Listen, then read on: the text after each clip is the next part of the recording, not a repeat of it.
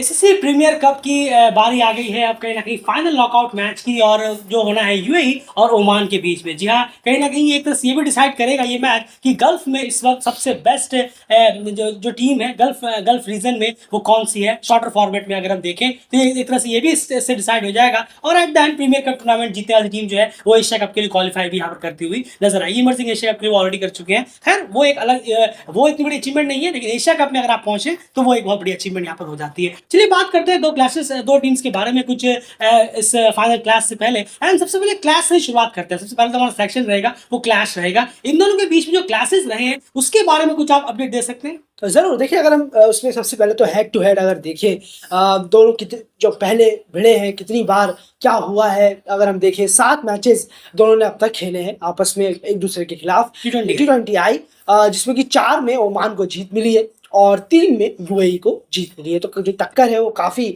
बेहतरीन यहाँ हमें नजर आने वाली है। उम्मीद जरूर करेंगे, क्योंकि रिकॉर्ड्स तो यही कह रहे हैं कि बहुत करीब का मामला है। बिल्कुल, लेकिन अब इसमें एक और इंटरेस्टिंग क्लैश का सेक्शन हम आपके सामने डालते हैं। अल अमीरात में यानी ओमान में 2 बार ओमान और यूएई जो है वो आपस में भिड़े हैं और दोनों बार यहाँ पर ओमान को जीत मिली है। जी हाँ, होस्टिंग टीम को यहाँ पर जीत मिली है। तो ये एक रिकॉर्ड ओमान जरूर अपने आप में कहने का एडवांटेज महसूस करेगा और थोड़ा सा स्ट्रॉन्ग महसूस करेगा, एडवांटेज महसूस करेगा। अगर आप कहें तो गलत नहीं होगा। ओमान में दोनों बार टीमें भिड़ी है और दोनों बार यहाँ पर ओमान को जीत मिली है T20 आई में। अगर हम बात करें एक और क्लास का सेक्शन चलिए इंक्लूड करते हैं, उसके बारे में भी जानते हैं। यार लास्ट 5 T20 आई क्लासेस में इन दो टीमों का जो पल रहा है वो किसकी तरफ ज्यादा भारी? जरूर ये हैरानी करता है। ये जो रिजल्ट जो है, ये रिकॉर्ड जो है, आखिरी के 5 T20 आई जब दोनों आपस में भिड़े हैं, तब ये एक वन वे जा रहा है, बिल्कुल वन वे रोड या वन वे ट्रैफिक की तरह ओमान के फेवर। जी हाँ, आखिरी के 5 T20 आई में दोनों जब खेले तो उसमें से 4 बार ओमान जीतने में कामयाब रहा है और 1 बार सिर्फ यूएई जीतने में कामयाब रहा है। तो आखिरी के 5 T20 आई में हमें बिल्कुल वन वे या वन साइडेड गेम्स या वन साइडेड विनिंग यहाँ दिख रही है ओमान के द्वारा। बिल्कुल, तो ये तो बात हो गई क्लासेस के बारे में कि क्लासेस का जो हाल है वो क्या रहा है। हमने आपको अलग अलग पैमाने बताने की कोशिश की कि ओवरऑल हेड टू हेड क्या है, उसके बाद ओमान में दोनों के बीच में हेड टू हेड का क्या हाल है, या फिर लास्ट 5 में हेड टू हेड के क्या हाल है। वो सारी चीजें हमने आपको इसमें प्रेजेंट की। अब जरा बात करते हैं कि एक दूसरे के खिलाफ जो इनके टॉप परफॉर्मर्स हैं आखिर वो कौन कौन से हैं और वो क्या इस टूर्नामेंट में खेल रहे भी हैं या फिर नहीं। सबसे पहले अगर बात करें तो यूएई के लिए अगर आप देखें तो ओमान के खिलाफ यूएई की तरफ से जो सबसे ज्यादा रन जिस प्लेयर ने किए हैं वो है मोहम्मद वसीम। जी हाँ, मोहम्मद वसीम ने 4 इनिंग्स में 255 रन मारे हैं। यानी मोहम्मद वसीम का जो बल्ला है वो जमकर चलता है जब भी ओमान सामने होती है T20 आई में। अगर हम बात करें वहीं हाईएस्ट विकेट टेकर जो यूएई के लिए रहे हैं ओमान के खिलाफ T20 आई में वो अली नासिर हैं। और ये दोनों के दोनों प्लेयर वसीम और अली नासिर दोनों ही इस स्क्वाड में भी हैं और मोस्ट प्रोबेबली हमें प्लेइंग 11 में कल देखने में भी मिलेंगे ओमान के सामने। तो बड़ा इंटरेस्टिंग नजर रहेगा कि वसीम का बल्ला बहुत चला है। अली नासिर ने सिर्फ 4 ही विकेट लिए हैं, लेकिन मोहम्मद वसीम का खासकर नजर आएगी जो ओमान के खिलाफ उनका जबरदस्त एवरेज है और काफी वो ढेरों रन अभी तक सिर्फ 4 इनिंग्स में ही कर चुके हैं। एंड यही अगर हम ओमान के पर्सपेक्टिव से जानना चाहें, ओमान के कौन से वो बैट्समैन और बॉलर हैं जिनका यूएई के खिलाफ बड़ा जमकर बल्ला बोलता है और उनकी गेंद भी चलती है अगर T20 की बात की जाए? जरूर देखिए, वो आकिब इलियास जो यूएई के खिलाफ सबसे ज्यादा रन करते हैं। उन्होंने 5 इनिंगों में 222 रन किए हैं यूएई के खिलाफ और वो बेस्ट है यूएई के खिलाफ खेलने वाले ओमान की तरफ से कोई बैट्समैन हो। वहीं पर बॉलिंग से बिलाल खान का जो परफॉर्मेंस है वो यूएई के खिलाफ अलग ही निकल कर आता है। 10 विकेट उन्होंने यूएई के खिलाफ खेलते हुए निकाले हैं अब तक जब भी वो भिड़े हैं यूएई के खिलाफ। बिल्कुल, एंड इसी चीज में एक इंटरेस्टिंग मैं चीज आपसे पूछना चाहूंगा क्योंकि कल के मैच में हमने देखा जो पेसर्स ने यूएई के कमाल के परफॉर्मेंस दिया और टॉप ऑर्डर की कहीं ना कहीं कमर तोड़ दी थी यहाँ पर नेपाल की अगर हम बात करें सेमीफाइनल 1 में। लेकिन अब यहाँ पर जो क्लैश है यहाँ पर उन पेसर्स का चलना और इंपॉर्टेंट हो जाएगा क्योंकि यहाँ पर अगर आप देखें नसीम, कश्यप और आकिब दोनों ये 3 प्लेयर टॉप ऑर्डर में बैटिंग करते हुए नजर आते हैं। और अगर शुरू में पेसर्स नहीं चले तो मुझे लगता कि यूएई के लिए मैच में वापसी करना किसी भी सूरत में आसान होगा। एक बड़ा टोटल ओमान लगा सकता है क्योंकि यहाँ पर यूएई के पेसर्स को कल तो और हर हाल में चलना ही चलना होगा क्योंकि टॉप 3 परफॉर्मर जो ओमान के लिए पूरे प्रीमियर कप में रहे हैं वो टॉप के टॉप तीनों बैट्समैन लगातार एक के बाद आते हैं, कश्यप, नसीम और आकिब। बिल्कुल सही कहा है आपने और बहुत जरूरी भी होगा क्योंकि जैसा परफॉर्मेंस किया हम देखेंगे। अगर आप देखें यूएई के बॉलर्स ने नेपाल के खिलाफ जिस तरीके का परफॉर्म किया, पेस बॉलर्स थे, उसी को रिपीट करने की यहाँ जरूरत होगी। नर्वसनेस तो बहुत होगी ऑब्वियसली, वो दिखा भी हमें सेमीफाइनल्स के दोनों मुकाबलों में दोनों जो मैचेस हुए उसमें वो साफ नजर आया है। गलतियां हुई हैं प्लेयर से, टीमों से, चाहे वो जीती हों टीमें, उनसे भी फील्डिंग साइड में गलतियां हुई हैं। तो ये नर्वसनेस के बहुत ज़्यादा शिकार हमें यहाँ देखने को मिलेंगे प्लेयर्स।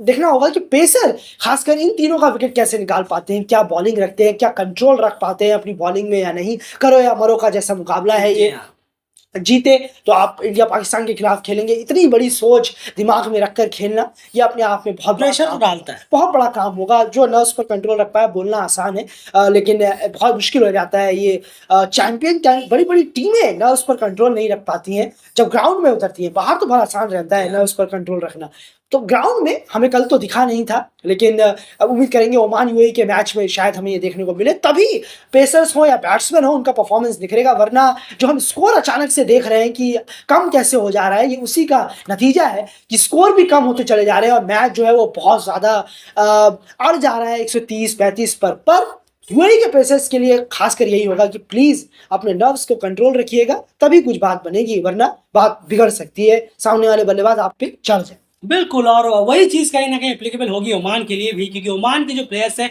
वो भी कल काफी नर्वस नजर आए हांगकांग के खिलाफ, और उनके हांगकांग के पेसर्स ने उनको कहीं ना कहीं बहुत तंग किया। वो तो आकिब इलियास हैं जिन्होंने बहुत ही काम और बहुत ही बेहतरीन आप कह सकते हैं अपना ओडीआई का स्टैंडर्ड क्रिकेट है वो निकाला था वहां पर कि इस चेस को स्मूथली ले।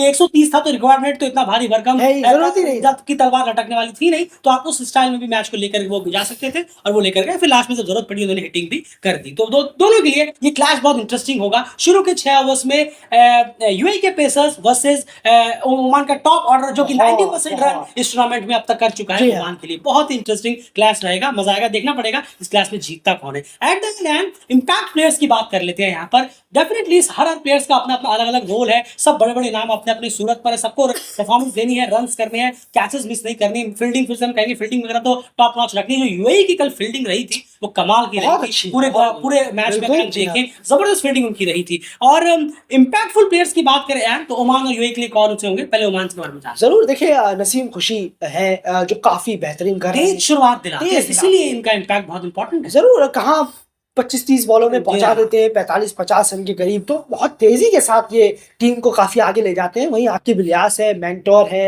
एंकरिंग का रोल, तेजी का टीम को बढ़ाना हो वो भी करना पड़ेगा उन्हें। बॉलिंग से तो खैर छोड़ ही दीजिए, वो तो अलग ही चल रहे हैं बिल्कुल ही। और उसके बाद बिलाल खान तीसरे नाम हो जाते हैं जो कि बहुत इंपॉर्टेंट होंगे, उनका चलना इतने बड़े मैचों में।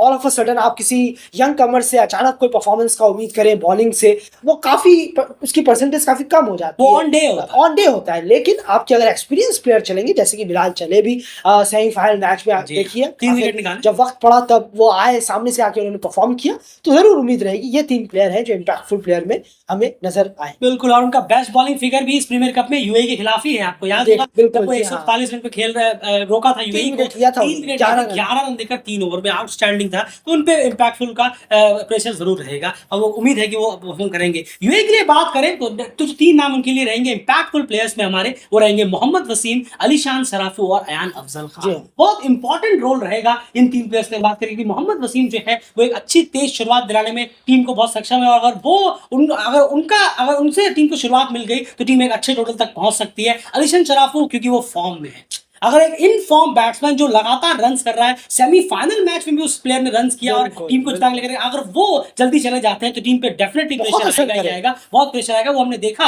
जब यूएई के खिलाफ जब मैच चला उसमें मोहम्मद वसीम और आसिफ खान मैच को लेकर देखिए, उसमें भी इसमें से एक इंपैक्ट प्लेयर थे मोहम्मद वसीम, और शायद अंडर आउट जाते आसिफ की एक इनिंग आई थी, उसके अलावा अलीशान और मोहम्मद वसीम, अगर मोहम्मद वसीम आउट हो जाते तो। इसीलिए इन फॉर्म बैट्समैन जो लगातार आपके लिए रन्स कर रहे हैं, अगर उनका इंपैक्टफुल परफॉर्मेंस हमें फाइनल में देखने को मिल गया तो डेफिनेटली यूएई के लिए बहुत फायदेमंद रहेगा। और अयान अफजल खान बहुत इंपॉर्टेंट, इनके 4 ओवर्स होंगे कल भी, यकीन मानिए बहुत क्रूशियल विकेट उन्होंने निकाला था, वो था दीपेंद्र सिंह का, बहुत बड़ा बहुत इंपॉर्टेंट विकेट वहां पर निकाला उन्होंने। और यहाँ पर भी एग्जैक्टली उन्हें वही रोल यहाँ प्ले करना है, उन्हें अपने 4 ओवर्स में विकेट्स निकालने होंगे, जैसे कि आपने कहा भी था इकोनॉमिकल नहीं विकेट्स निकाल, वो कर भी रहे हैं। अब वो विकेट्स निकालने में अगर कामयाब होते हैं और मेरे ख्याल से ओमान के खिलाफ, ओमान में से यूएई जो ग्रुप स्टेज का मैच हुआ था, शायद अफजल खान विकेट निकालने में कामयाब नहीं हुए थे नहीं, और काफी एक्सपेंसिव जी भी गए हाँ। थे, जितना मुझे याद है। शायद निकाला भी होगा तो शायद एक पहले विकेट ओवर में निकाला काफी होगा। रन गए, जी हाँ। उसके बाद 2 ओवरों में उन्होंने 7 रन दिए अच्छी थे, बात पहले सही ओवर में 16 16 रन दिए थे। जी। बिल्कुल, तो यही है, एन अफजल खान का रोल बहुत इंपॉर्टेंट है। बीच के उनके जो 4 ओवर्स रहेंगे, अगर वो डेंट मारने में कामयाब रहे तो जो यूएई है वो फ्रंट सीट पर हमें आता हुआ नजर आ सकता है। तो यही कुछ हाल है। And eight the and winning percentage की बात कर लेते हैं। डेफिनेटली टॉस जीतकर चेज ही लेना पसंद करेंगी यहाँ पर टीमें। और विनिंग परसेंटेज क्या कहेंगे यहाँ एंड आप, कौन इस फाइनल को जीत रहा है, कितना पड़ रहा है, आप किसको भारी देना चाहेंगे? जरूर 55% अगर हम कहें ओमान की तरफ अगर हम देखें, और फिर 45% यूएई की तरफ अगर हम देखें, तो ये चांसेस नजर आ रहे हैं। जरूर क्लोज कॉन्टेस्ट जरूर हमें देखने को मिलेगा, पर ये वन वे गेम भी हो सकता है। अगर कोई टीम ज्यादा प्रेशर में आ गई वो होगा, वो हमें दिखेगा भी, किसकी जो उम्मीद है, वो जो इसका जो परसेंटेज है नर्वसनेस का, वो हमें दिख सकता है, क्योंकि सेमीफाइनल में दिखा। काफी दिखा था। तो वो हमें यहाँ पर फाइनल में भी शायद ना दिखे तो बहुत बेहतर है, लेकिन दिखेगा तो शायद थोड़ा सा कंसर्न जरूर रहे। फिलहाल इस मैच प्रीव्यू में इतना ही। पोस्ट मैच एनालिसिस लेकर आपके सामने हाजिर होंगे और थर्ड प्लेस का मैच है आज, अगर हम देखें नेपाल और हांगकांग के बीच में, उसके एनालिसिस भी आपके सामने जरूर प्रेजेंट करेंगे। एट द एंड वो एक फॉर्मेलिटी भरा मैच है, वो इमर्जिंग एशिया कप के लिए 3 जगह भरनी होती है, उसमें से एक जगह भरने के लिए मैच है, लेकिन एट द एंड है तो आखिर टूर्नामेंट का ही मैच, और T20 आई है, रैंकिंग पॉइंट्स का मैच है, तो एनालाइज तो कर रहे होंगे, तो उसके बारे में भी एनालाइज जरूर आपके सामने प्रेजेंट करेंगे। फिलहाल इस मैच प्रीव्यू में